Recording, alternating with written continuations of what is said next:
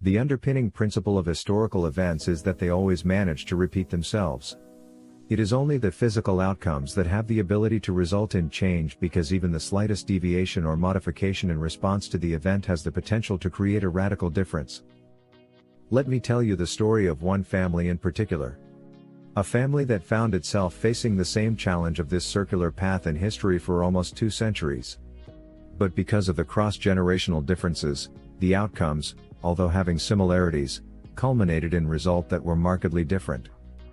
In a world faced with the consequences that an elitist faction of the population was determined to bring about a change in the world order by creating a singularity to dominate and rule over all nations, the present monarchies found their futures threatened and extinction a very real possibility.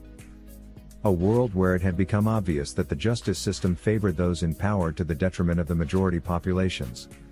A class system with its 2-tiered justice that was slanted with such angularity that for some it meant no justice at all. A world where science was portrayed as being the true God of the universe, and that all men and nations were meant to bow down at its feet and worship this man-made deity.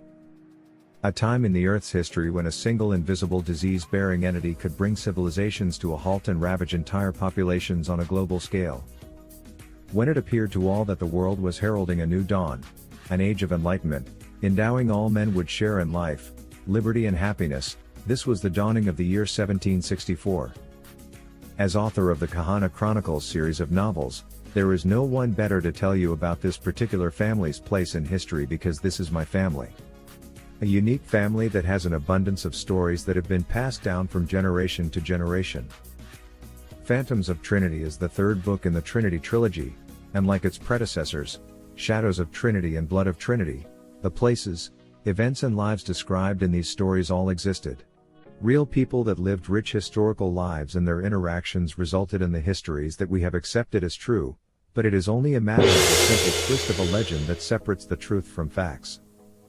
Unlike the first 2 books in the series, the history in Phantoms broke from the traditional foundations as seen over the previous 170 years and suddenly created mirror images of those known as the Trinity. Reflections of good and evil, but so difficult to tell apart. 2 Trinities, each with the potential to dramatically affect the world order. Where the success of one would spell the doom and demise of the other. A physical reality where identical objects could not occupy the same space, and therefore it was mandatory that one or the other had to be eliminated. And just like before, once again the Habsburg Emperor was determined to find a king without a country, a heretic priest and a failed prophet in order to ward off the evil that threatened the monarchy and the pillars of the empire. Yet, separate as they were, there was a single cord that bound the opposing halves together, one woman that controlled them all. In a world where science was determined to eradicate the centuries of myth and magic that had come before, it could only be expected that those involved in the black arts would fight back in an attempt to ensure their survival.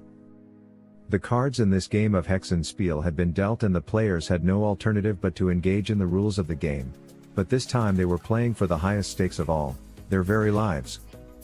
Phantoms of Trinity is a historical, gothic horror mystery that is available from most internet bookselling platforms, including Amazon Books. Discover for yourselves why it is said that history as we know it, is written by the victors.